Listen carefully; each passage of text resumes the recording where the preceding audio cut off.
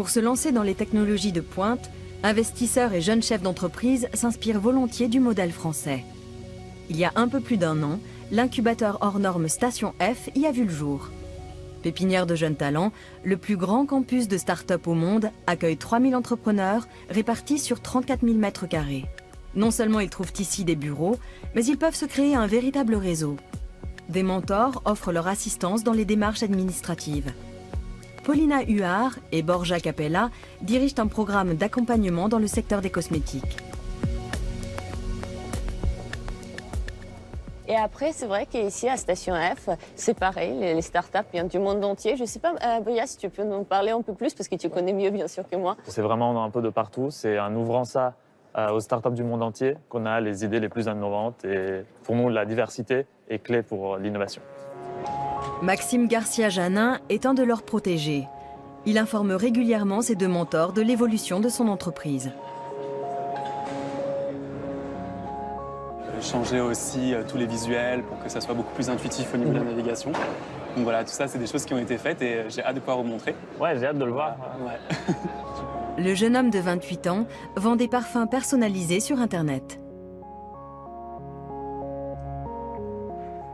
Station F, c'est comme une immense boîte à idées et boîte à outils pour les entrepreneurs. C'est-à-dire que nous, en étant à Station F, ça nous a permis de faire ce qu'on aurait dû faire en 3 ans. On l'a fait en même pas 1 an. C'est vraiment un moyen de t'accélérer. Sur son site web, les clients peuvent fabriquer leurs fragrances personnalisées à partir d'ingrédients soigneusement sélectionnés. Un algorithme spécial en testera la compatibilité dans le résultat final. Ici, les jeunes entrepreneurs peuvent trouver rapidement des collaborateurs ou des partenaires. Maxime a rendez-vous avec Alex Lee, un de ces 4 parfumeurs dont il peut solliciter l'expertise grâce à ses ventes de parfums. Lui-même ne se verse pas de salaire. Il vit de ses économies pour pouvoir injecter d'autant plus d'argent dans sa start-up. Maxime et Alex concoctent ensemble de nouvelles fragrances.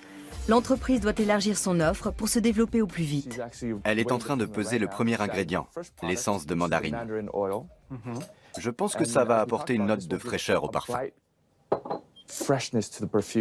La demande en produits sur mesure est forte. L'idée de créer un parfum qu'ils ont signé séduit les clients. Il va y avoir un effet waouh quand ils vont recevoir le parfum pour avoir un parfum personnalisé, mais en plus quelque chose qu'ils n'ont jamais senti et qui va vraiment être différent. Et ça, c'est grâce à la magie de mes parfumeurs qui sont vraiment exceptionnels et au talent d'Alex qui arrive, comme on l'a vu, à modifier, doser pour avoir un résultat complètement waouh à la fin.